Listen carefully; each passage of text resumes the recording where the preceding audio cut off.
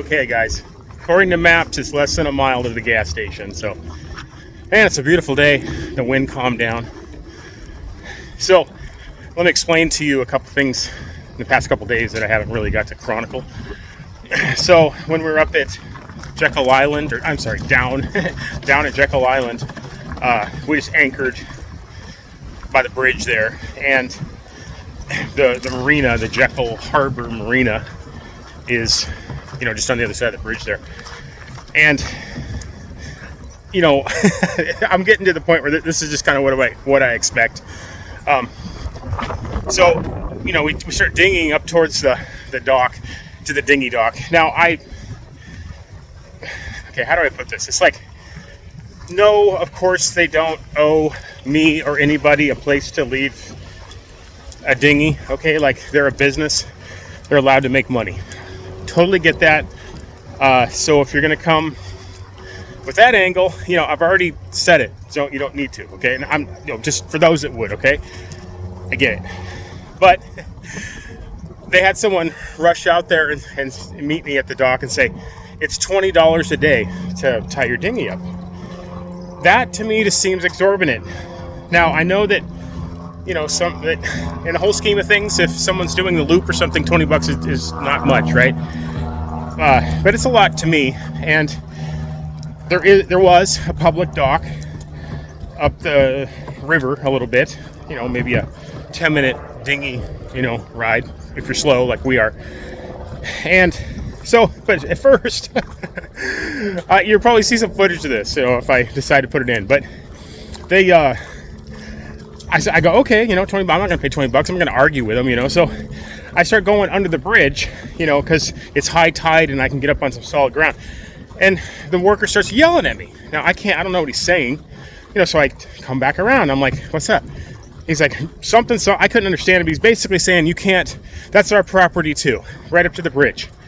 So this starts to get ridiculous, and that's why when I pulled my phone out and I'm like, okay, now I'm of mixed mind on this. I don't want to be one of those jerks in society that just pulls out a phone the second something starts going on. That's not my intention with a phone and recording things. My intention is to tell stories about adventures, But when something becomes, part of the adventure, okay, and it can possibly illuminate, a detail. I will sometimes, especially if I feel like someone's kind of, not being very cool. Now, this guy just works there. It's fine. Like, it's not about him. So he jumps on his radio the second he sees me pull my phone out, and he calls down the owner or the manager or whatever of the marina. And so I wait till he comes, and I'm like, so just to get this straight, it's $20 to tie my dinghy up to walk to town, and if I don't want to do that, I can't just go tie up under the bridge there. He's like, well, right up on the parallel to he's just trying to explain to me like the exact property line of the marina. So obviously they've, dealt with this before, which is basically people like me who don't, that are on a budget, whatever, don't want to pay $20 to tie their dinghy up, right? So, or, to buy their gas. Now their gas was like, I don't know, I think $1.50 a gallon more than where we eventually just walked to the Circle K gas station and got our exercise, and Wavy got our exercise, and I got my exercise. So that's fine, And I don't know how much it would cost to actually stay at the marina, but I'm guessing it was $100. Let's just call it $100. Seems to be the going rate a night. I think it's becoming more. I have read on Facebook on the Looper page that there's this kind of conglomerate company that's just buying up all the marinas everywhere. I know it's happening in the Kentucky lakes. Switching hands here. We're walking and yapping and at the same time. And, what happens is, it's just basic economics. When there becomes a monopoly, then there's no force that's driving down consumer prices by choice, with the consumer having choices. And then once there's a monopoly, then they can charge whatever they want. They can come up with all sorts of ridiculous rules, and you have no choice. Now, my method of living in general to get around that is just don't need or want what they're offering, okay?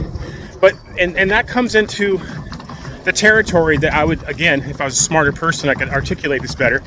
But it's like where frugal people become the enemy of the system, because they're trying to corner you into spending your money with them. And if you have a choice, meaning like you can just go, okay, well, I don't want it or need it anyways, well, then that becomes a problem for them too, in a weird way. Again, it's not about any individual. I'm not blaming the manager of the marina or anything like that. I'm just talking in general now. And so, and they do that, like there were signs all over, the shoreline there up to the public dock that we eventually went to, where it's like, you can't come to shore here because of this reason. This is a wildlife preserve. This is a marsh preserve. This is the water treatment plant, whatever. So, so we just got in the dinghy and we took the time. And then when we had to walk to town, we had to walk an extra mile or so because we had to go around this marshy area. That's, again, it's all fine. But it's like, we could have hop, skipped, and jumped it if we just got to tie him up under the bridge. But, they shut that exit off, okay? Like, there's always these exits. They're trying to get you to, trying to close the door behind you and make you do it their way. And, there's always these exits, these metaphorical exits. And you go, oh, okay, well, that's all right. I don't want to pay the money, or I'd rather just do something else. Put the effort in instead of spending the money. And you try to go have an exit. Oh, that exit's closed too because we own that property right there too. So hopefully this is making a little bit of sense. This is going to be the challenge of anybody that tries to do anything like this, like you see us doing in this series on this channel. And it's probably only going to get harder and worse as we go on in the future. That's my thoughts on it. If you got any thoughts, I'd love to hear them. When's the next time we're getting off the boat? And this walk, you got to go fetch treats. Let me try to explain this just while it's still in my head. I keep forgetting to turn on the camera and tell you guys this. So it's been really windy the past 3 days or so. I think it's supposed to calm down tomorrow. Yesterday was extremely windy, and we got in this situation where we probably shouldn't have been out. We shouldn't have left Jekyll Island. But I think I've already explained to you why we left. We didn't have to, but I just figure if you got to pay $20 to go to the dinghy dock, I'll just keep going. And we got to a spot where we were fighting the current, a pretty strong one. It was when like high tide was going out, and then that was going at our front. Then we had a major wind coming from the back, and what it did for the Beagle barge anyways, just because of the way it's shaped and the fact it doesn't have a keel or anything, it just turned at like it was going forward, but it was going forward like this. It was just kind of, it was at like a 6 or 7 degree angle. Like, it was pretty scary. We're leaned over like you would think like a sailboat would be crossing an ocean. And on top of that, we weren't going straight. We were going at an angle. We're like, going like this, if that makes sense. So it was scary. I stupidly dropped the anchor just trying to, I was going to do what we just did, wait it out. And we just got in a terrible spot where we're just basically being beached back and forth between two forces, the current and the wind. And the boat was even going more so. I was like, if we get the wrong, rogue wave or something, it might tip us. We weren't even close, but it kind of felt like that. When you're inside a boat and it's turned sideways, it's never a good feeling. So I pulled the anchor back in. That was a chore in and of itself. Anytime you're fighting current, where you're actually having to pull the boat back up to the anchor, especially when it's let out a long ways away. Let's just say I'm getting my workout a couple times a day here. And then we kept going. We found our spot last night, but I will not do that again. I will go in the dark and find a spot to kind of get out of at least the wind before I'll drop anchor again. I could see where that could really get a person in trouble.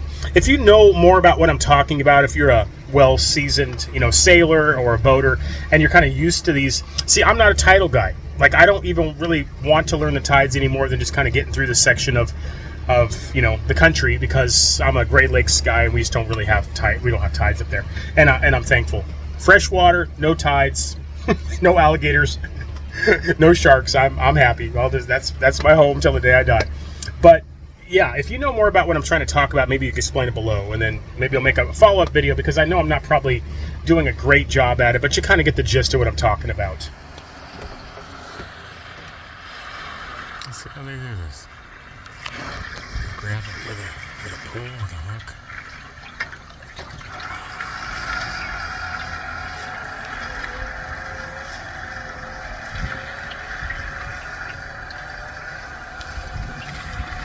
Oh, there it goes. Bring that up.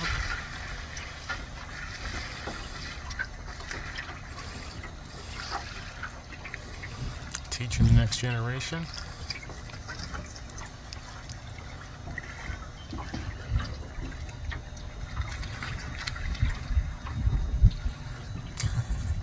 Got a foot? Is that a fish?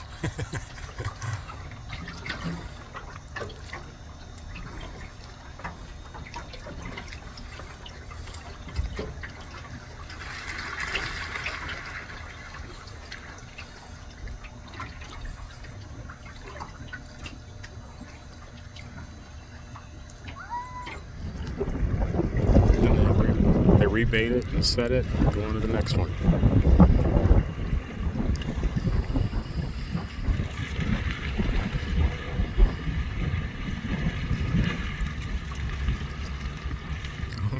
I think he threw that fish out there for the birds.